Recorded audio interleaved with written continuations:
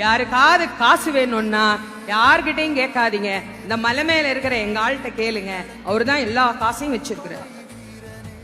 அவர்கிட்ட போனா லோனே இருக்காது. நமக்கு லோனே இருக்க கூடாது அப்படின்னா ஒன்னும் மா லோன் இல்லைன்னா மை லோன், 2 லோன் அவங்களே வச்சிருக்கிறாங்க. அதனால அங்க போயிட்டீங்கன்னா வாழ்க்கையில, ஏன்னா இப்ப எல்லாருக்குமே லோன்ல தானே வண்டி ஓடிக்கிட்டு இருக்கு. அதனால அதெல்லாம் இல்லாம இருக்கணும்னா இவர் காலை போய் பிடிங்க. என்ன கேட்டாலும் எங்க அப்பன் முருகன் கொடுப்பார். நீங்க என்ன வேணாலும் கேட்டு பாருங்க. நீங்கள் அவன் காதில் விழும்படியாக கேட்டு பாருங்கள், அவன் கண்டிப்பாக தருவான். நிறைய பேர் சொல்றாங்க, நாங்களும் கேட்டுட்டு தாங்க இருக்கிறோம், எங்களுக்கு அவன் கொடுக்க மாட்டேங்கிறான் அப்படின்னா, இறைவன் வெளியிலிருந்து நாம் கொடுக்கின்ற எந்த பொருளையும் தனக்கென ஏற்றுக்கொள்வதில்லை.